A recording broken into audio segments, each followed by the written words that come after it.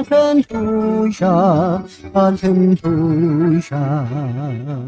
tinig ko'y pakikinggan ng kabilang sa aking kawan. Ako'y kanilang susundan.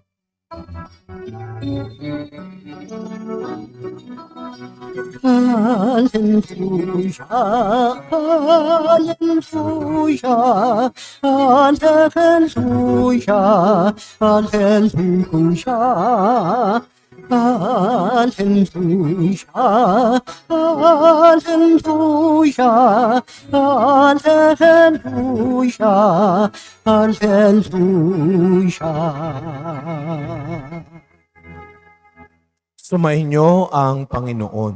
At sumainyo rin. Ang mabuting balita ng Panginoon ayon kay San Marcos. Papuri sa iyo, Panginoon. Nung panahong iyon, mula sa sinagoga, si Jesus ay nagtuloy sa bahay ni na Simon at Andres. Kasama niya sina Santiago at Juan. Nararatay noon ang biyanan ni Simon Pedro dahil sa matinding lagnat. At ito'y agad nilang sinabi kay Jesus. Nilapitan ni Jesus ang babae, hinawakan sa kamay at ibinangon. Noon di inibsan ito ng lagnat at naglingkod sa kanila.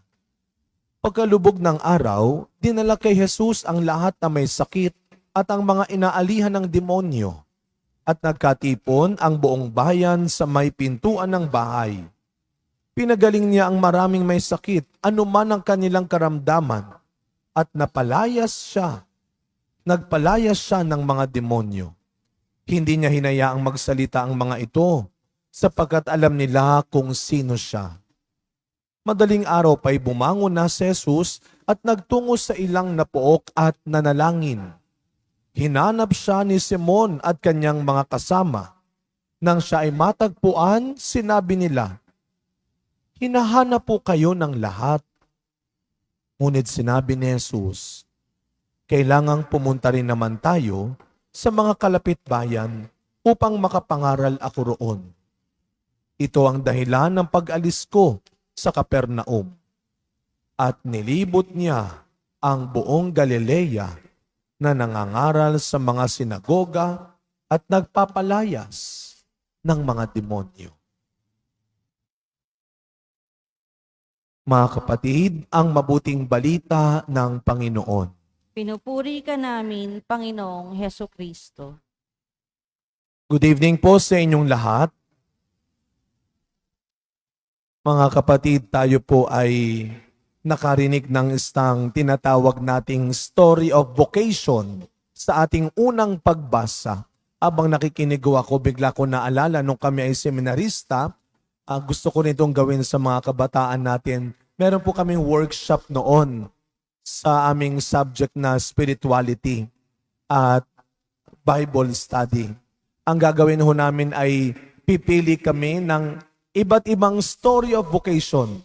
Sa Biblia, alam nyo, maraming story of vocation. Yung pagtawag kay Abraham, kay Moses, kay David, sa mga hari, sa mga alagad. So pipili kami. Meron dyan yung vocation story ni St. Paul, vocation story ni St. Matthew. So idadrama namin yon. At isa po dyan sa mga pinipili namin noon ay yung narinig natin sa ibang unang pagbasa ngayon. Si Samuel. Nung tinatawag siya ng Panginoon, hindi niya kagad nakilala. Akala niya si Eli ang tumatawag sa kanya. Kaya sa pangatlong pagkakataon, sinabihan na siya, ang Panginoon marahil ang tumatawag sa iyo. No, lahat tayo may story of vocation, mga kapatid. Yung pagtawag sa atin ng Panginoon sa ating misyon. Katatapos lamang ng piyesta ng pagbibinyag sa ating Panginoon. At sinasabi natin na nung tayo ay bininyagan, nakihati tayo sa misyon ni Kristo. Ano ang misyon ni Kristo? Kaligtasan sa mundo.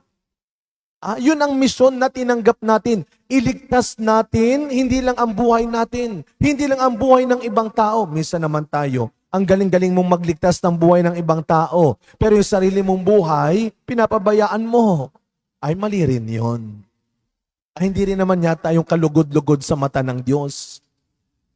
Kaya nga, sa ating ebanghelyong narinig, Kahit ang daming ginagawa ni Kristo, anong napansin po ninyo? Pagkatapos niyang pagalingin ang mga may sakit, sabi ang aga-aga, yun nga lang tayo dito, wala pa tayong misang umaga kapag weekdays, no? Si Kristo ang aga-aga, nagpunta sa isang ilang na lugar at nanalangin.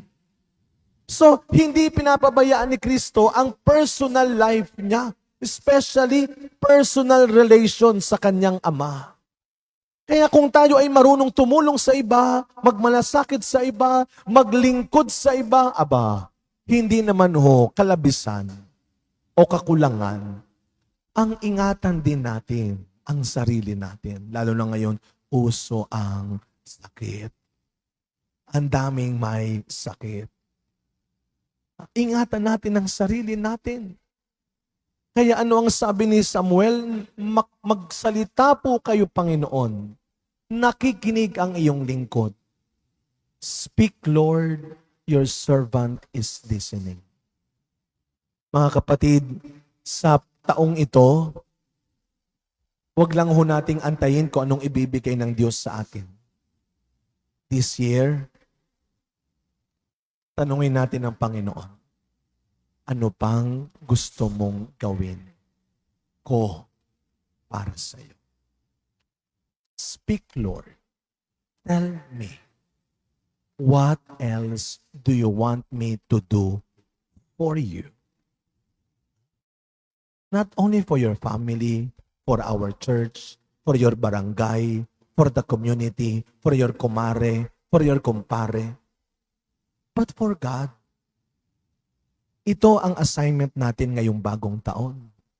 If last year, kumota at sumobra ka na sa kakahingi sa Kanya, this year, dagdagan mo ang gusto mong gawin niya para sa iyo at gawin mo para sa Kanya. Sa pagpapatuloy na misa natin, mga kapatid, huwag natin tatapusin ang pagsamba sa banal na misa nang hindi natin binabanggit, binibigkas ang mga salita ni Samuel na narinig natin sa unang pagbasa.